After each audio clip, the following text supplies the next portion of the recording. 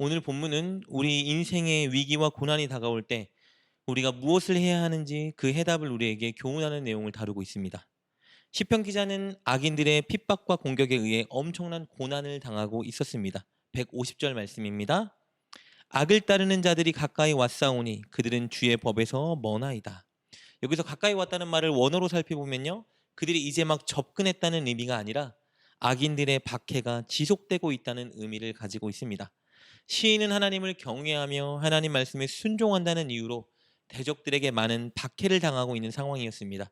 그 어려운 상황은 지속되고 있었습니다. 이때 시편 기자가 힘쓴 것은 두 가지 일입니다. 첫째는 바로 기도입니다. 그는 하나님께 부르짖어 간구했습니다. 145절, 146절입니다. 여호와여, 내가 전심으로 부르짖었사오니 내게 응답하소서. 내가 주의 교훈들을 지키리이다. 내가 주께 부르짖었사오니 나를 구원하소서. 내가 주의 증거들을 지키리이다. 145절에 뭐라고 말합니까? 여호와여, 내가 전심으로 부르짖었사오니 내게 응답하소서. 146절도 마찬가지입니다. 내가 주께 부르짖었사오니 나를 구원하소서. 내 힘으로 어떻게 할 수 없는 상황과 그 일을 해결할 수 있는 유일한 방법은 하나님께 그 일을 맡기는 것입니다. 하나님께 해결해달라 간구하는 것입니다. 시편 기자는 하나님의 도움을 기대하며 하나님께 전심으로 간구했습니다. 하나님께 자신의 문제와 짐을 맡기기 위해 부르짖은 것이죠.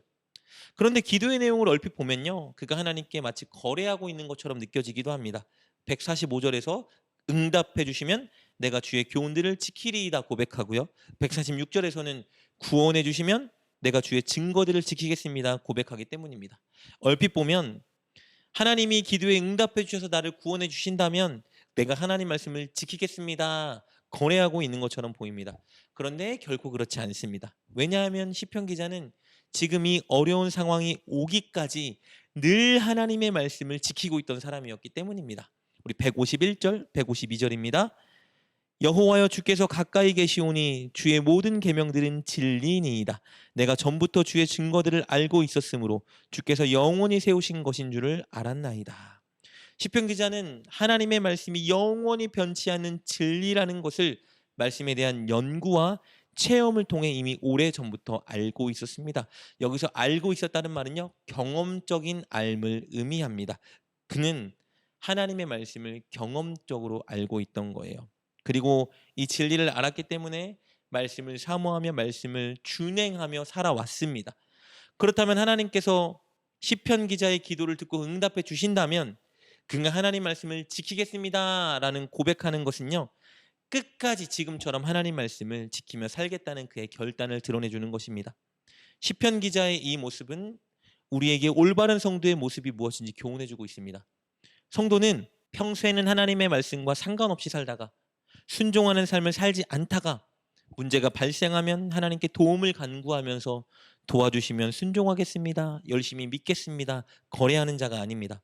성도는 평소에 늘 하나님 말씀에 순종하는 삶을 살면서 어려움이 왔을 때 더 그 말씀을 의지하며 기도하는 자입니다.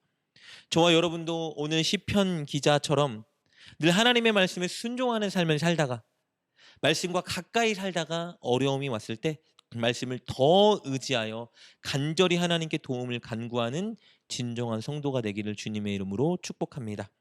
그리고 시편 기자가 고난 중에 힘쓴 두 번째 일은요, 바로 말씀을 묵상하며 읊조린 것입니다. 147절, 148절 말씀입니다.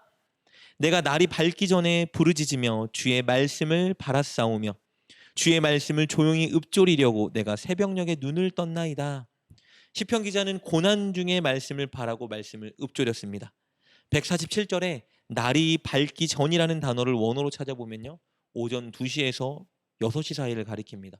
사람이라면 누구나 단잠을 자야 되는 그 시간인데요, 시편 기자는 바로 그 시간에 하나님께 기도하며 말씀을 묵상하기 위해 눈을 뜨고 있었다 고백하고 있습니다. 어려움과 고난 중에 그는 왜 말씀을 묵상하고 읊조린 것일까? 바로 말씀이 가진 놀라운 힘 때문입니다. 살아있고 활력 있는 하나님의 말씀이 그에게 주는 위로와 소망과 하나님의 마음과 뜻을 발견하고자 하는 마음 때문에 사모함으로 말씀을 묵상하고 읊조리고 있었던 것입니다.